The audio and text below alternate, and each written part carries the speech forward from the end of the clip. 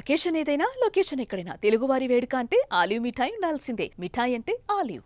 देखो 3 जने की सूचना है बाकी हजे कोई होर सूचना नहीं ते ये भी बर्न इंजरीज है मोस्ट ऑफ दी बाकी जाके अंदर देखें सर किन्ने के धमाके होए सर किन्ने के धमाके होने की बात सुनी धमाके कीते गए पाकिस्तान चलो जेडे ड्रोन सीगे उन्होंने मेजॉरिटी ड्रोन ਨੂੰ ਜਿਹੜੇ ਆਰਮੀ ਵੱਲੋਂ ਨਿਊਟਰਲਾਈਜ਼ ਕਰ ਲਿਆ ਬਾਕੀ ਜਿਹੜੇ ਕੁਝ ਆਹ ਜਿਵੇਂ 21 ਹੋਇਆ ਜਿਹੜਾ ਇਨਸੀਡੈਂਟ ਜਿਹੜਾ ਸਾਹਮਣੇ ਆਇਆ ਬਾਕੀ ਸਾਡੀ ਟੀਮਸ ਬਾਹਰ ਹੈ ਤੇ ਅਸੀਂ ਦੇਖ ਲਾਂਗੇ ਜੇ ਕੁਝ ਵੀ ਹੋਊਗਾ ਪ੍ਰਸ਼ਾਸਨ ਦੇ ਨਾਕਾਮੀ ਨਹੀਂ ਮੰਨਦੇ 4 ਤੋਂ 5 ਫਾਇਰ ਉਸ ਤੋਂ ਬਾਅਦ ਬਲੈਕਆਊਟ ਕੀਤਾ ਗਿਆ ਲਾਈਟਾਂ ਸਰਵੇ ਚੱਲ ਰਹੀ ਸੀ ਨਹੀਂ ਉਹ ਤਾਂ ਇਮੀਡੀਏਟਲੀ ਜਦੋਂ ਸਾਡੇ ਕੋਲ ਇਨਫੋਰਮੇਸ਼ਨ ਉਹਦੀ ਆਈ ਸੀ ਉਦੋਂ ਹੀ ਨਾਲ ਦੀ ਨਾਲ ਅਜੇ ਤੱਕ ਇਹੀ ਇੰਜਨ ਹੋਣ ਦਾ ਮਾਮਲਾ ਸਾਹਮਣੇ ਆਇਆ ਕੋਈ ਹੋਰ ਮਾਮਲਾ ਸਾਹਮਣੇ ਆਇਆ ਹੋਰ ਕੋਈ ਨਹੀਂ ਸਾਹਮਣੇ ਆਇਆ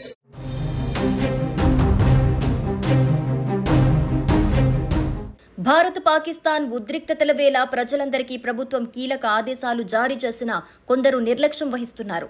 రెండో రోజు శుక్రవారం ఒకచోట సైరన్ మోగించినా కూడా ఒక ఇంట్లో విద్యుత్ దీపాలు ఇతర ఎలక్ట్రానిక్ పరికరాలను ఆఫ్ చేయలేదు. లైట్లు ఆఫ్ చేయకపోవడంతో పాకిస్తాన్ ప్రయోగించిన డ్రోన్ ఆ ఇంటిపై వచ్చి పడింది. డ్రోన్ దాడి కారణంగా ఆ ఇల్లు ధ్వంసం కాగా మంటలు వ్యాపించాయి. ఈ ఘటనతో ఆ ఇంట్లోని వ్యక్తి తీవ్రంగా గాయపడ్డాడు. వెంటనే భద్రతా దళాలు బాధితుల్ని ఆసుపత్రికి తరలించారు. ఈ ఒక్క సంఘటన చెబుతుంది బ్లాకౌట్ అనేది ఎంత ప్రాముఖ్యమో. బ్లాకౌట్ చేయకపోతే ఎలాంటి పరిణామాలుంటాయో ఇది నిరూపిస్తోంది. అందుకే శత్రు దేశాల దాడి సమయంలో లైట్లు, ఇన్వర్టర్లు, ఇతర వెలుతురునిచ్చే అన్నింటినీ బంద్ చేయాలి. లేకపోతే భారీ నష్టం ఎదుర్కొనే అవకాశం ఉందని సైన్యం హెచ్చరిస్తోంది.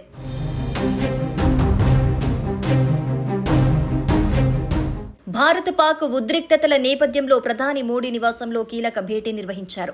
ప్రధాని మోడీ అధ్యక్షతన జరిగిన ఈ సమావేశానికి భారత త్రివిధ దళ ఉన్నతాధికారులు హాజరయ్యారు. Chief of defence staff general Anil Chauhan, జాతీయ భద్రతా సలహాదారు అజిత్ దోవల్ కూడా ఈ భేటీలో పాల్గొన్నారు. పాక్ చేసిన దాడులు, దానికి కౌంటర్ గా భారత ప్రతిదాడులకు సంబంధించిన పరిణామాలను అధికారులు ప్రధానికి వివరించారు. ఉద్రిక్తతల వేళ త్రివిధ దళాధిపతులతో ఒకేసారి ప్రధాని భేటీ కావడంతో ఈ సమావేశానికి ప్రాధాన్యత సంతరించుకుంది.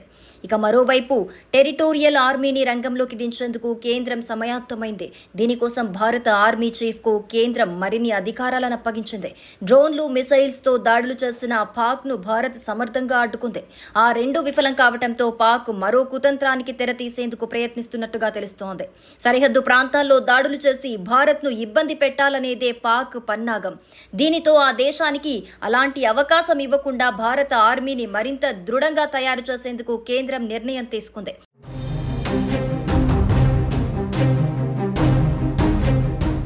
ఈ మేరకు భారత ఆర్మీ చీఫ్ కు మరిన్ని అధికారాలు అప్పగిస్తూ ఉత్తర్వులు జారీ చేసింది. అవసరమైతే టెరిటోరియల్ ఆర్మీని రంగంలోకి దించాలని స్పష్టం చేసింది. ఇందులోని అధికారులను, నమోదు చేసుకున్న సిబ్బందిని పిలిచేందుకు అధికారం కల్పించింది. రెగ్యులర్ ఆర్మీతో కలిసి పనిచేసేందుకు సిద్ధంగా ఉండాలని కేంద్రం సూచించింది. టెరిటోరియల్ లేదా ప్రాదేశిక ఆర్మీ గురించి సింపుల్ గా చెప్పాలంటే సైనిక రిజర్వ్ ఫోర్స్. దేశంలో క్లిష్ట పరిస్థితులు ఎదురైనప్పుడు భారత ఆర్మీతో కలిసి ప్రత్యర్థితో తలపడేందుకు టెరిటోరియల్ ఆర్మీ సిద్ధంగా ఉంటుంది. ఇందులోని సిబ్బంది, అధికారులకు రెగ్యులర్ ఆర్మీ తరహాలోనే శిక్షణిస్తారు.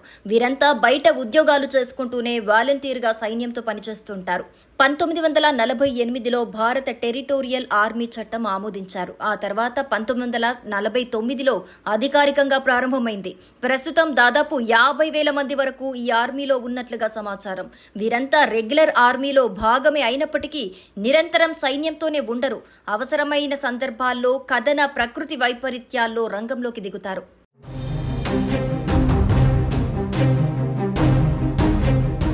సుమన్ టీవీలో మీ పర్సనల్ అండ్ బిజినెస్ ప్రమోషన్స్ కోసం కింది నెంబర్కి కాంటాక్ట్ చేయండి.